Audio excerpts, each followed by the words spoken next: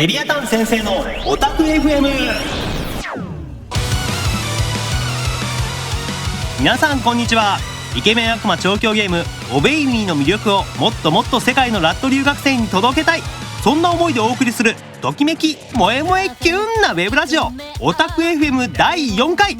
お相手は二次元最高ガチオタ三男レビアタン役の加田聡と、ついに来ました長男超ド S の完全無欠の兄ルシファー役の山下和也です。わー、よろしくお願いします。よろしくお願いします。何なんですかそのギャップ。いやもうやっぱりね、こういう演技を仕事するものとしては、ギャップを出していかないと面白くないじゃないですか。言ってくれますね。そりゃそうですよ。僕何も違わんってよう言われるんですけどね。いやでもね、そういう加田さんの素のところっていうんかな、すごいね純粋に見えるところっていうのは僕大好きなの。何それように言うてくれますけど、今とさっきと言うてこと違いますよ。いやさっきはあくまでもリハーサル、ここは本番なので本音を言ってます。あ、うわね、人の心つかみに来てますね。もう早速ねいきますよ。いや、まあ山下さんと僕ってね、実際に同じ事務所にいてはいるけれども、こうやって2人で話すってなかなかないですよ。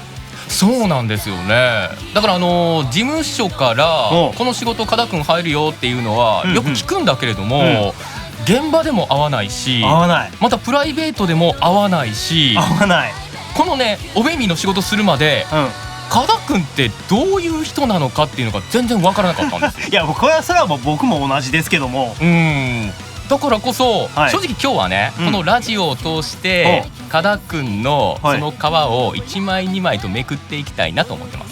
山下さんが？僕がね。わお、ゲストやのに？そうメインパーソナリティの皮をめくっていく？そうまだ多分ね、加田くん正直者、そしてすごく純粋ではあるけれども皮がね分厚いところあると思うんです。ちょっと待ってそこを剥がしていく。おお、なんかえらいゲスト来てもうたなって感じなんですけど。いやでも多分それは聞く人もね、知りたいし見てみたいところだと思いますよ。おお、なんかあれですね、完全ド S がもう憑依してますよね。いやでもね、完全ド S、僕の中の完全ド S って、多分もっとねどす黒いもの、色濃いものだと思うんですよ。何かこう目の前で兄弟たちがこういじめられてたとしても、怪しい笑みを浮かべながら、まさしくルシファーですよね。まだそこの域にまでは行かない。行ってないんですよ。行ってない。勉強したいんですけどね。勉強したいの？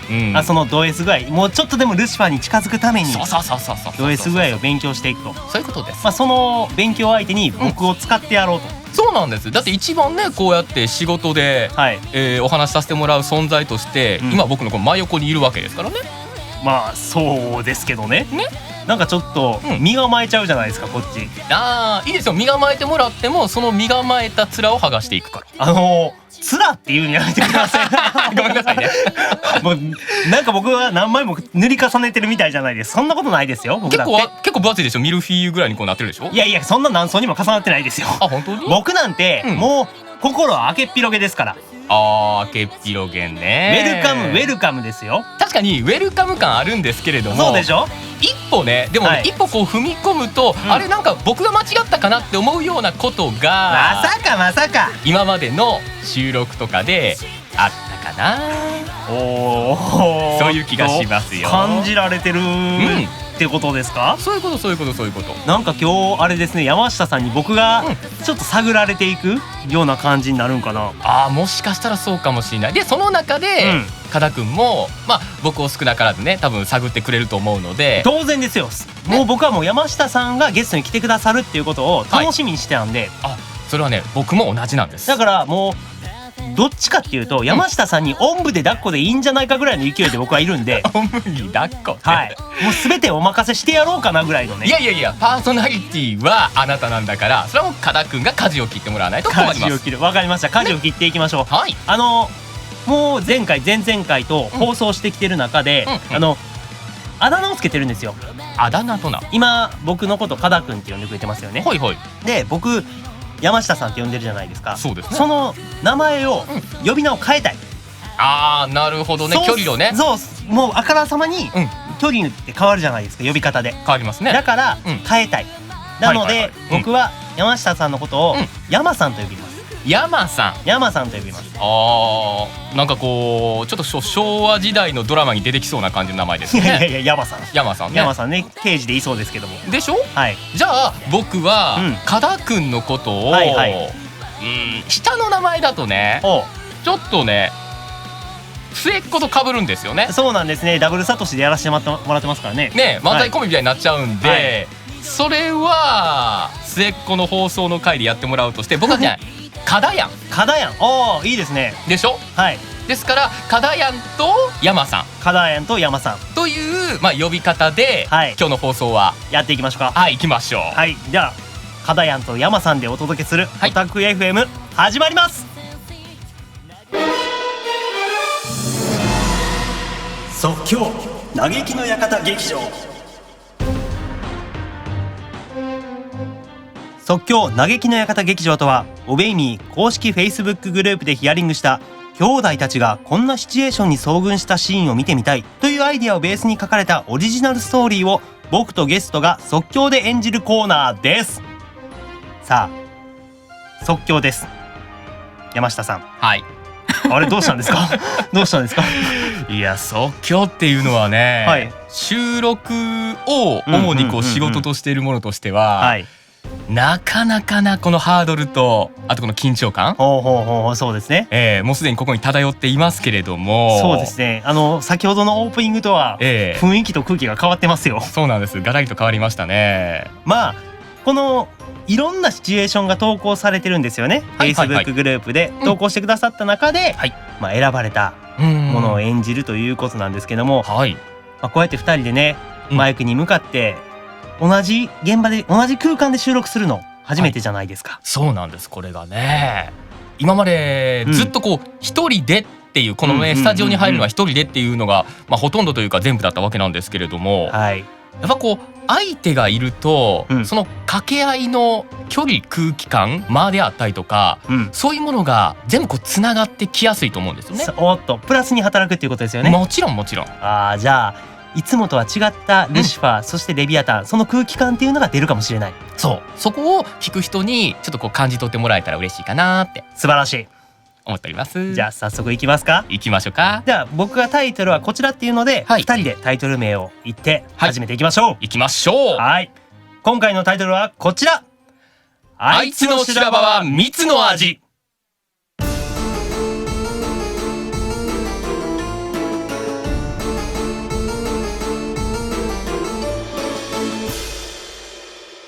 だからダメだと言っているだろう、ディアボロ。電話の相手、殿下みたいだね。それはさっきも言ったように。それにしても長いな。今アニメいいとこなんだから外でやってくれればいいのに。お前もそう思うだろ？そんなこと思ってない。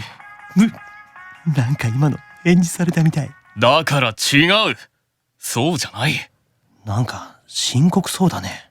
どうして分かってくれないんだ。お、これはもしや修羅場では？なんかワクワクしてきた。俺は君のことを考えて言っているんだ。伝わらない気持ち。君だって無茶なことを言っていると分かっているだろう。無茶なこと？なんだろう、ラットにゲーセンを作りたいとか？ちょっとそんな冷たい目で見るなよ。冗談だってば。いい加減にしてくれ。殿下相手に穏やかじゃないな。もちろん君の考えには賛成だ。俺にできることなら何だって協力しよう。だができることとできないことがある。あれかな、ルシファーに天使時代の服を着てほしいとか言ったのかな、殿下。お前見たいの？ルシファーの天使コス？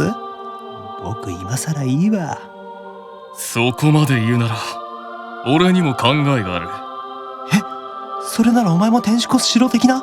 いや待って、ルシファー落ち着いて。僕殿下の天使コス結構無理があると思うんだけど、いろんな意味で。落ち着いてくれ。はい。って今の別に僕に言ったわけじゃないんじゃ。もちろん君やラッドのことを思えばこそだ。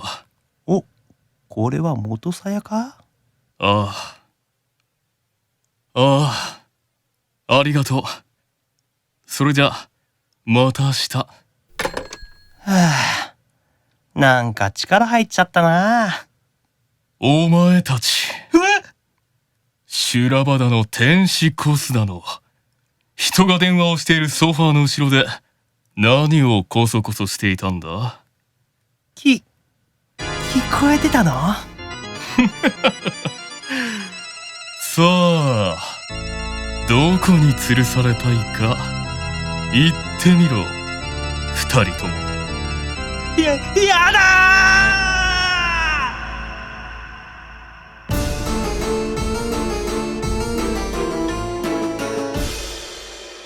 さあ、いかがでしたでしょうか？はい、即興ですからね。っていうか、いい声ですね。いや、これはね、でもいい声出せない。いや、これはね、カダヤンが多分このレビというキャラクターで今演じてますけれども、他のキャラクター、例えばこのルシファーを与えられたとするならば、また違ったカダヤンの深い声が出ると思いますよ。だからダメだと言っているだろう。そう、それそういうやつ。深みがない、僕のやつは。いや、そんなことはないですよ。いや、めちゃくちゃ面白かったですね、これ。楽しかったね。すれ違いで実は聞かれてたみたいなね。ですよね。これ、実際に何話してたんですかね？これね、レビーがそのほらゲーセン作りたいとかみたいな感じの意見も言ってたけれども、多分ね、もっと深刻な話なんだろうなっていう感じはするんだよね。ね、これ深刻な話で、結構なんか過激なこと言ってるじゃないですか。そう。そこまで言うなら俺にも考えがあるとか言ってるじゃないですか。結構なんか穏やかじゃないですよね、本当に。ないよね。ルシファーってどちらかっていうともう本当に厳格なイメージがあるんだけれども、ディアボロって案外ねフランクなところがあるっぽいんですよ、僕が感じるにはね。なるほどね。だからその中でちょっとほら砕けたような案を彼は出してきたんだけれども、そこはなんかこう規律間違ってるよみたいなのをルシファーがこう訂正する修正するみたいな感じかなっていうのをイメージしてましたね。素晴らしいっすね。いや、まあその修羅場は僕にとっては3つの味だったんですけどね。まあそういうことですね。まさしくすごく楽しんでましたからね、レビューは。タイトル通りですよね。いや、実際こうやって2人でやっぱ演じてみると、全然違いますね。違う。相手のねセリフを聞いて、こっちも演じることができるじゃないですか。そうですよね。それによって生まれてくるリアリティっていうのはまた違ったものがあって楽しいですね。これが一人の収録だと全部イメージでカバーしないといけないから。そうなんですね。でまたそのイメージも人によって違うじゃないですか。違う。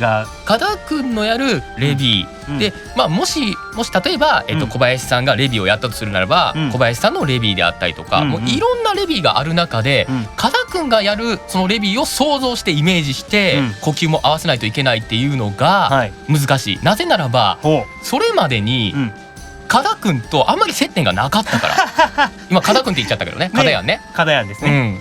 山さん。まあそうですよね。本当に接点がないところを想像してやらないといけないのと、こうやって隣でちょっと話しながら演じるっていうのは全然違って、こういう機会がもっともっとあればいいですよね。そうなんですよね。もっともっと広がっていって2人で演じて、でもちろん7人でね。そうなんです。演じるって機会があればいいですよね。兄弟7人ね、このスタジオで揃うことってないですからね、今まで。どんな風になるか今から楽しみですよね。多分わちゃわちゃすると思いますよ。わちゃわちゃするでしょうね。これ誰が収めるのかわからないですけどね。僕は絶対嫌です。僕も嫌ですよ。わお、個性的な集まりですもん。長男。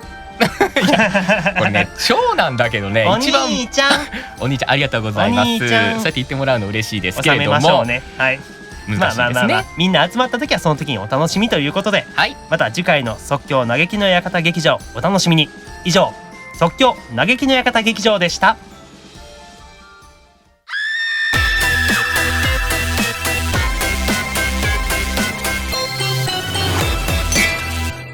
地獄亭で乾杯。さあ、地獄亭で乾杯とは毎回変わるお題に沿ってゲストのプライベートに迫っていくフリートークコーナーです。さあ、この地獄亭で乾杯、地獄亭っていう場所でね乾杯してる。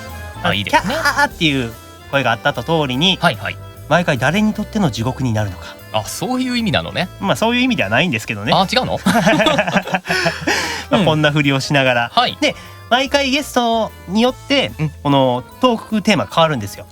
なので今までやったら最後の晩餐に何を食べたいかであったりとか、10億円当たったら何をするかとかありましたけど、今回山さんに聞きたいのはオベイミーを通じて変わったことなんですね。僕が思うに、うん一番変わったの山さんちゃうかなって思うんですよ。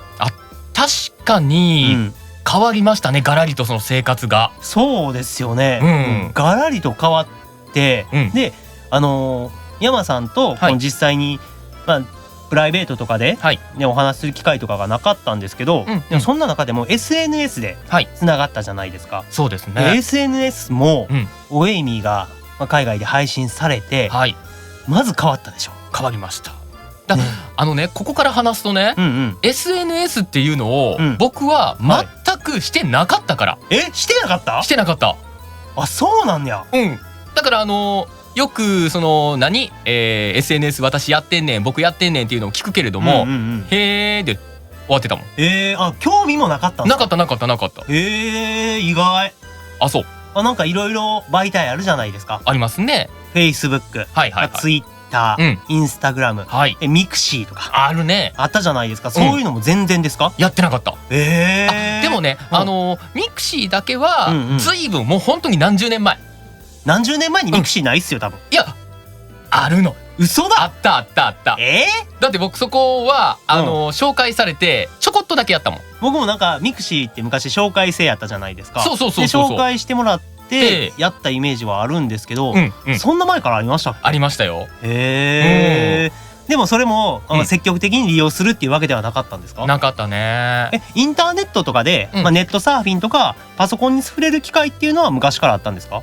あ、パソコンにはね触ってたけれども、うんうんもう本当に必要最低限のこと。例例えばこのお仕事の、はい原稿などを、うんうんうんうんまとめるのにパソコン使うとか、はあはああと資料を集めるのにインターネットで調べるとか、そういうことぐらいしか使わなかった。なんか意外と結構アナログな。あ、そうです、アナログですよ僕。めちゃくちゃびっくりした今。あ、本当に？だってね、SNS がもうオベイミーを始まってから、はいオベイミーが始まってから初めて使ったっていう人にしては、うん使いこなしすぎですよ。いや、これね、みんなにうん教えてもらいながらここまでやってこれたんですよ。かっこいい。いや、これはねもうかっこいいというよりも、うん感謝。感謝。ただただ感謝ですよ。あなた人間できすぎちゃいます。いやいやいやいやいやいやいや。でもね、実際に人に何かをこうしてもらうと、うんうんそのありがたさっていうのは本当痛感しますよ。いやまあ確かにその通りなんですけど、うん。もうね面と向かって感謝って言える人なかなかいないですよ。いやいやいやいや。仏か思いましたそこまではないけれども。仏の世界入ってんのかと思いましたよ。いや、悟りも開いてはないですけれども。いやーすごいな。いやでも本当にね、だからいろんなことに助けられてます。僕なんて、うん。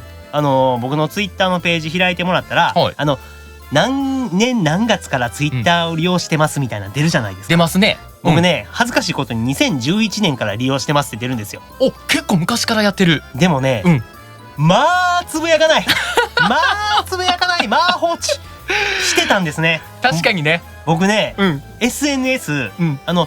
情報収集の場としてはすごくいいと思うんですよ。はいはいはい。いろんなもののね。うん。ただそれを自分から積極的に使うっていうことができなかったんですよね。なるほどね。怖い、まあ SNS 怖いっていう感覚がすごくあって、なかなかね、積極的に使えなかったんですけど、うん。まあ僕もこのオベイミーを通じて、はい。ファンの方たちが、うんフォローしてくださったりとか、うん。で交流してくださるじゃないですか、うんつぶやいたことに対してコメントをくださったりとか、そうですね。そういうことを見ることで、うんこんなにも力になるんだうん。っっていうこととか、うんなんかこんだけ反響があるんだっていうのが目に見えてわかるから、うんうん。できるだけ、うん積極的に前向きに使っていかないといけないな、使いたいなっていう気持ちになりだしたんですよ。ああ、確かになりだしたですよね。はい、なりだしたんです。だからうんまだそこまで積極的には使えてないんですけど、うん。ただ僕も感謝です。でしょ、ほらほら言えたでしょ。感謝です。ね。はい。これね、感謝の気持ち忘れちゃダメですよ。ですよね。うん。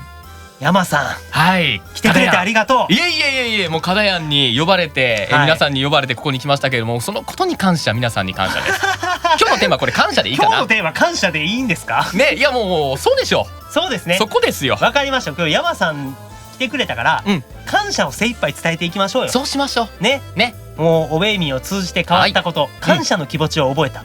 ああ、もうそれですよ。まとまっちゃったよ。おしまいだね。まとまっちゃったよ。いやおしまいじゃねえよ。押しまわせねえよ。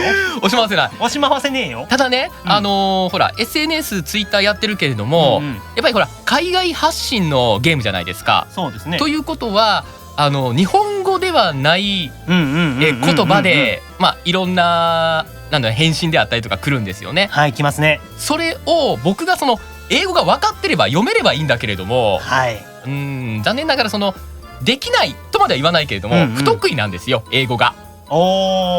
だから翻訳ソフトっていうんですかね、ああいうのを1つ2つぐらい通して翻訳して、でその2つを見比べてニュアンスが大体合ってるなっていうのを感じて皆さんには返信させてもらってるんですけれども、たまにねちょっとすごく難しい言葉であったりとかっていうのは絵文字でごまかしたりはしてます。ごまかすっていう、でもこういう感情で来てるから公開すんやろうなっていう想像をねしてってことですよね。そういうことです。でも僕もう本当にこのニュアンスで合ってるのみたいな翻訳いっぱいないですか？あります。めちゃめちゃありますよ。もう 1,2 個じゃ僕足りなくて、そうもういろんなもの使うんですよ。でも結局わからないっていっぱいあるんですよね。ありますね。でもその中でもね、日本語で頑張って日本語得意じゃありませんって書きながら日本語でメッセージをくれる方とかいらっしゃるじゃないですか。いらっしゃいますね。ね、感動しちゃって、本当に感動しちゃって。でもね僕英語で打とうとすると、英語で打って、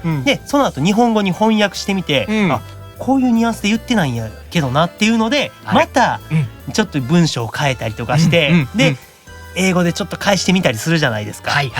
でもねなんか言葉のその違いの壁ってやっぱ大きいんやなっていうのを感じますよね。大きいですよね。英語頑張って勉強しようかなって思いましたもん。だからもうそのなんだろうな、学ぶきっかけとしては、これは仕事なんだけれども、いいと思うよ。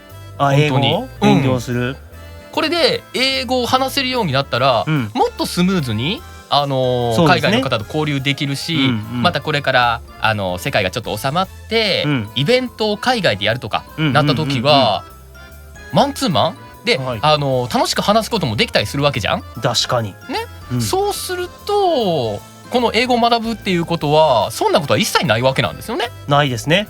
本当にプラスしかない。そうたまたまきっかけがなかっただけで今まで。これをいいきっかけにそう習っちゃいます。英語勉強しちゃいます。いいんじゃない？山さん勉強する？勉強って今今のって何？そこまで煽ってきたやからやるよぐらい言ってくださいよ。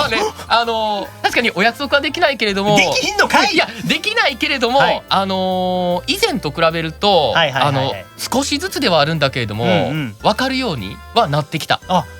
自然と？自然と。すごいな。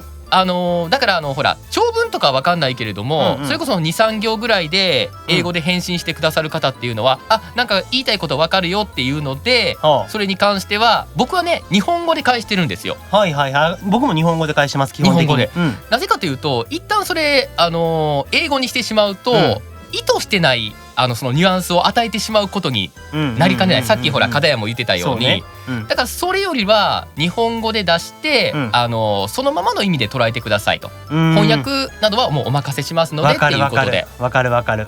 日本語の方が僕らの伝えたい真意っていうのは、絶対その方がちゃんと表現されますからね。そうなんです。だからそのために日本語で書くっていうのは、僕もやってることですね。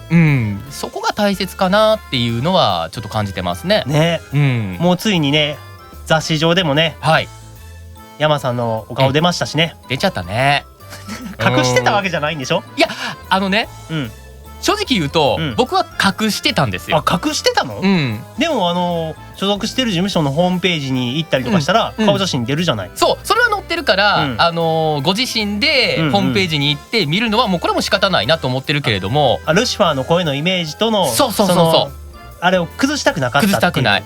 僕のイメージ演者さんっていうのは、その役をやっぱこう大切に扱わなあかんから、当然そこのね演者とキャラクターの差がグンって生まれちゃうと、やっぱりこう見る人聞く人はね一回そのフィルターがね崩れちゃうんですよ。なるほどね。裏を見ちゃうから。でそうならないように今だけルシファーだけを見てくださいっていう意味も込めて、僕は顔を全部 NG にしてました。だからそれがついに解禁されてしてましたね。でもこれねちらっと聞いたんですけど、そのギャップもまたありみたいですよ。あーギャップね。本人とその役とのギャップっていうのもまた一つの魅力になるんじゃないかなと。だから僕このラジオでほぼほぼ岡田聡ですよ。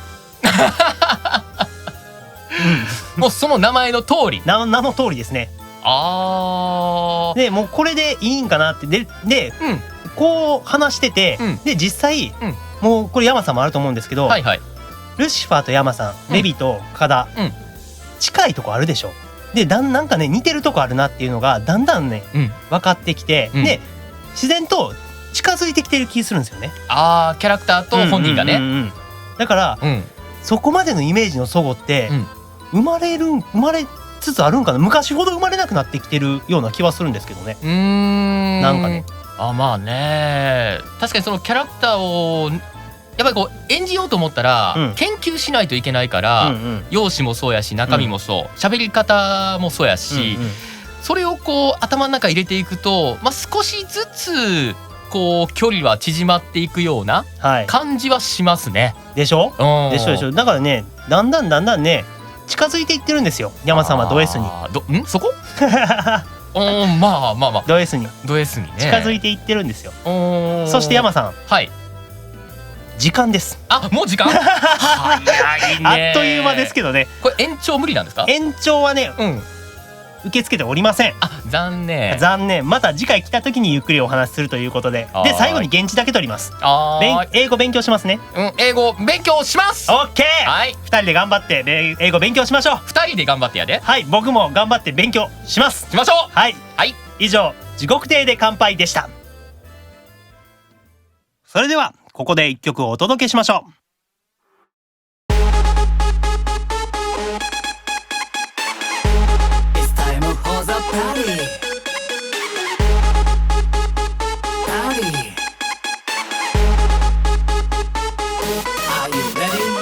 ようこそ俺のパーティーへ。今日の主役はお前だけ。キラキラ光るコインだってさらったけ。欲しいのはそろそろたくさんインディアンマスターキーには眼中ないなら I want you。 最上級に俺のハート積んでけ。お前に首ったけ。呼ばれて楽しいパーティーナイトのつもりなのにそれ勘違い。俺の時は騒がしくない。そこら中度になライバル。でも俺がクリアそこはカーニバル。覚悟しな俺のターミナル。お庭の態度だってきっと言うよ。本音はホーミナル。到底及ばないんだ俺じゃない。誰かなんてだんだん溢れてくる。この想いには勝てない。 I'm just crazy for you。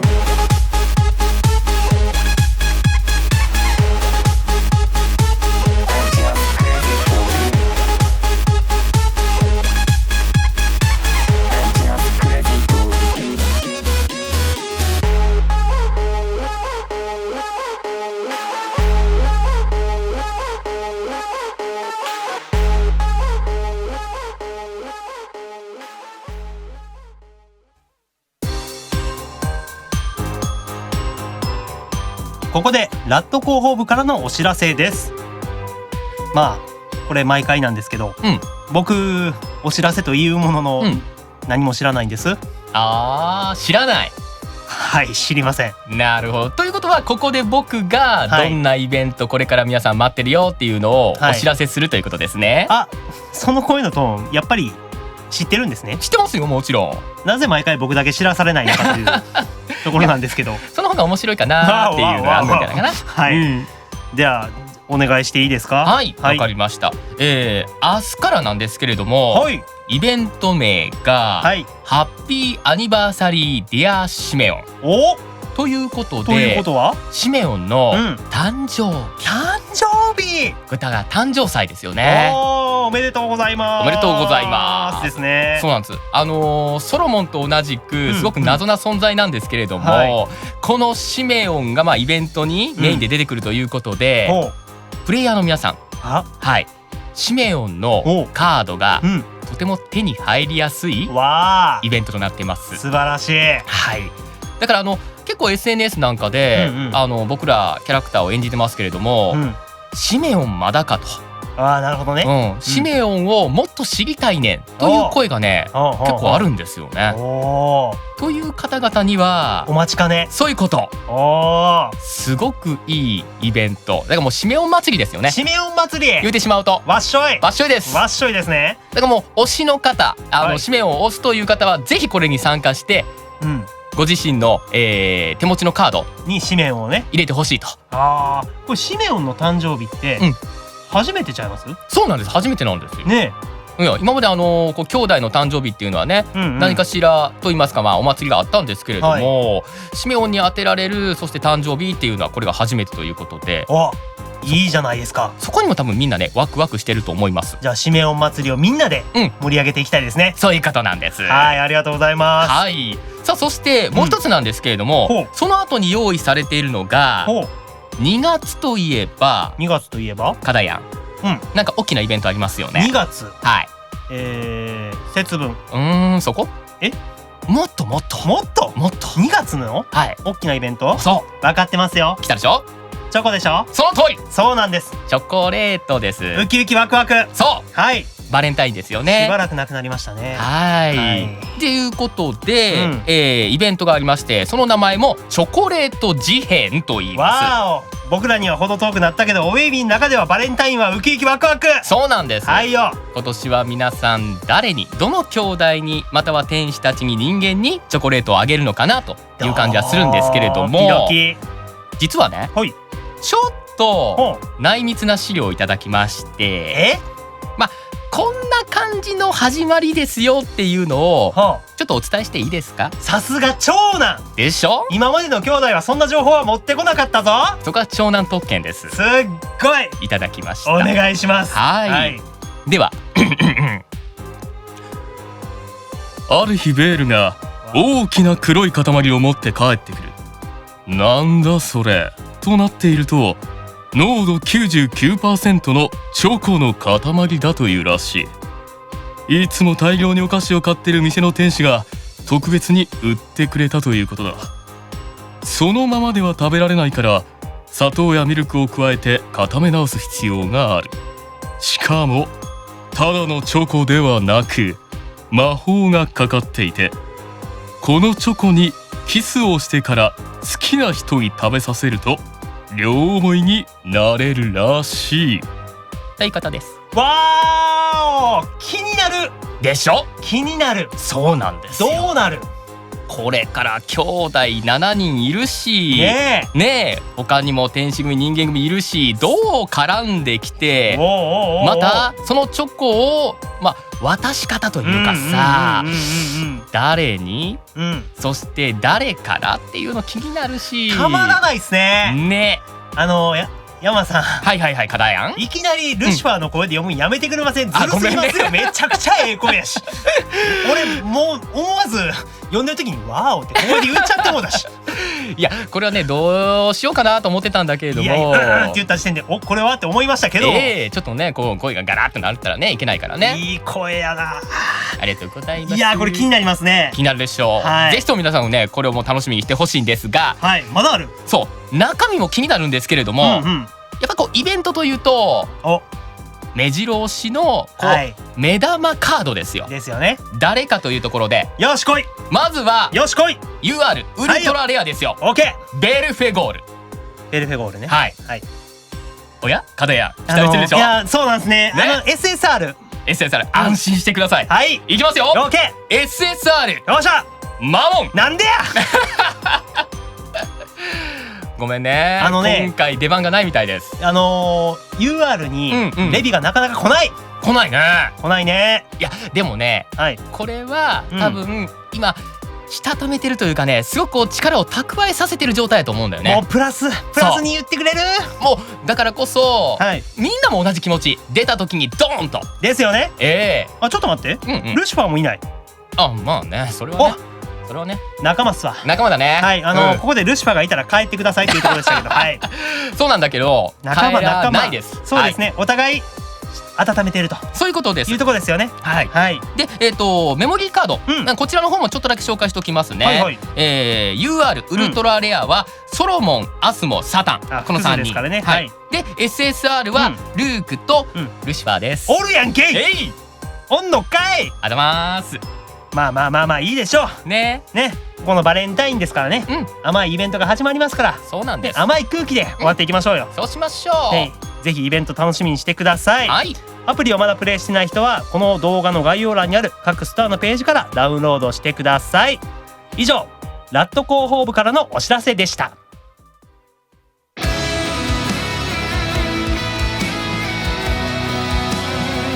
お届けしてきましたオタク FM、 そろそろお別れの時間が近づいてきました。はい。小声です。いやー、あっという間だったなと思ってね。あっという間でしたね。山さん、僕の心の皮は剥げましたか？いや、もう歯熊がなかったね。これ歯熊がなかった。いや、楽しすぎてね。楽しかったですね。そうなんです。楽しすぎて剥ぐことを忘れた。むしろ？むしろ。ってことは、もう剥がれてんすよ。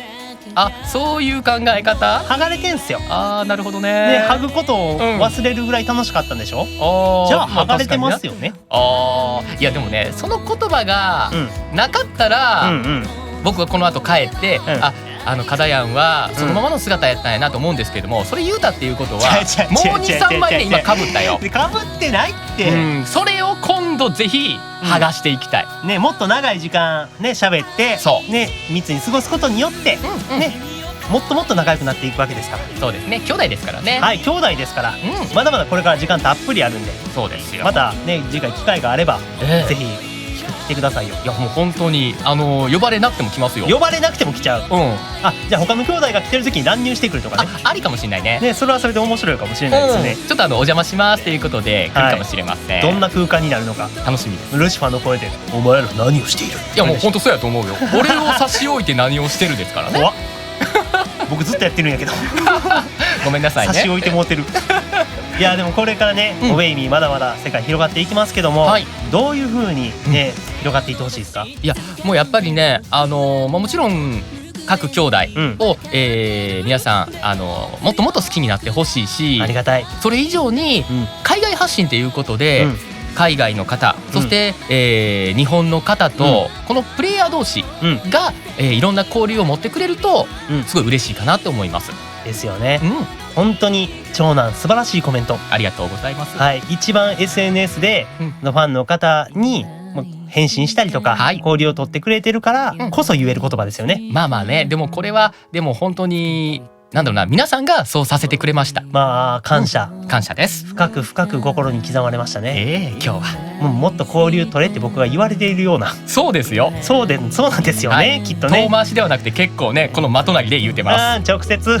まあ頑張っていきましょうよ。そうしましょうよ。これからね、もっともっと広がって、僕ら2人もっともっと仲良くなって、兄弟全員が仲良くなればオベイミーをもっともっと盛り上がっていくんでね。そうですね。もっともっともっと感謝の気持ちを持って頑張っていきましょう。